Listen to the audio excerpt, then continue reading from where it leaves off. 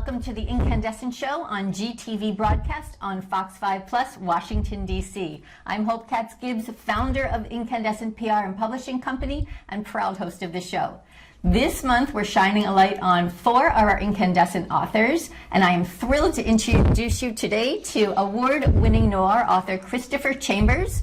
www.christopherchambersnoir.com is his website. A Washington, D.C. native, Chris is a lecturer at Georgetown University, chair of the International Conflict Resolution Center, and general counsel to a nonprofit benefiting HBCUs, the Student Housing of America. He has written and won awards for more than a dozen books. A few of them are displayed here, including his most recent, StreetWhys. Welcome, Chris. Thank you. All right, tell us. You went from attorney to author and stuff in between. What made you decide to become a noir author?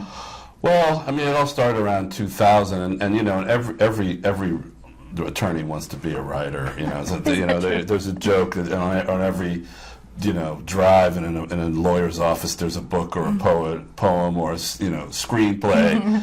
But I always wanted to do that, and I always wanted to tell stories, and I've been doing it for 20 years. And but I mean, I wanted to start out doing thrillers, mysteries and thrillers.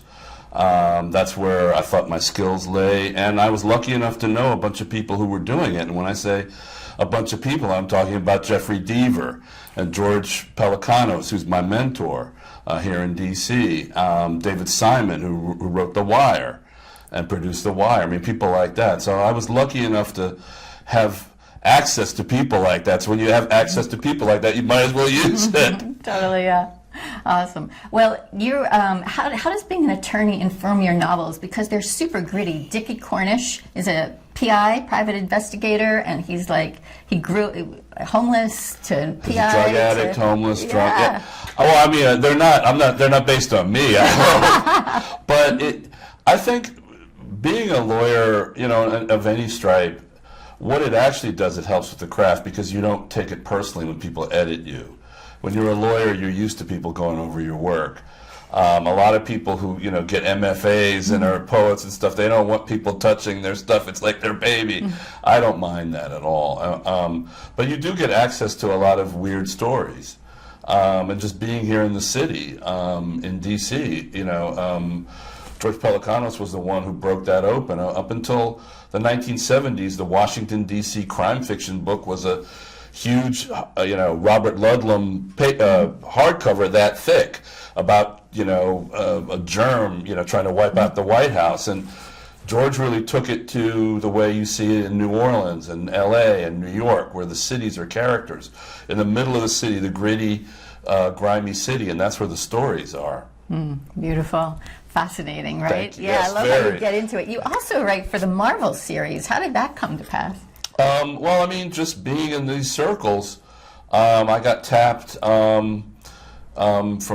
through Gary Phillips, who's a friend of mine, who's a mystery and crime fiction writer, award-winning bestseller, and I got pulled into to work on the Black Panther: Tales of Wakanda, which was a companion to the movie and the comic strip, and then from there came the gigs with Captain America. And before that, I had done some stuff for the independent labels like Dark Horse, which was pretty fun, and they used to they would retread old TV shows, and we'd work on that. I mean, if you remember from the 70s, Kolchak the Night Stalker, the horror, there was a series on that, we got to work on that. So, one thing sort of leads to another, and you build on that, and you learn from that. You don't let your head get too big. You're always learning. You're always a student. You're always a kid, and that that helps me and informs my work.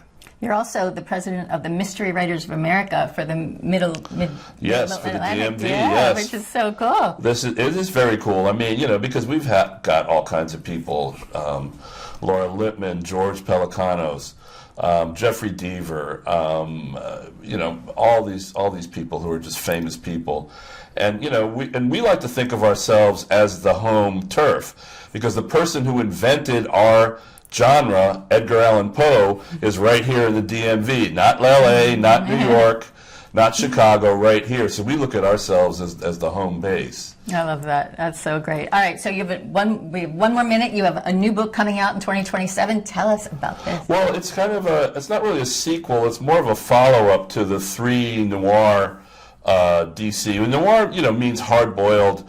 It goes back to all that, Sam Spade and Humphrey Bogart stuff was the beginning of it. But Poe was the one who really invented it. But it's called The Bad Samaritan as opposed to The Good Samaritan. And it's a follow-up to these 3 Dickie Cornish books. And it's basically tracing him on some real crazy stuff that happens in D.C.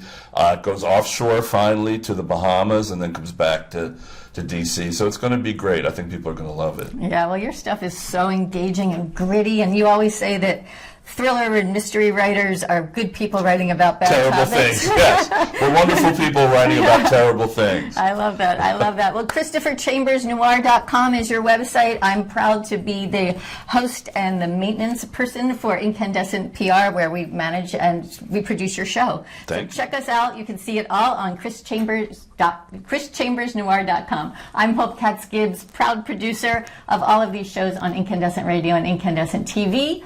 And thank you so much to FOX5 PLUS for having us, the Inkandescent Show. Thank you.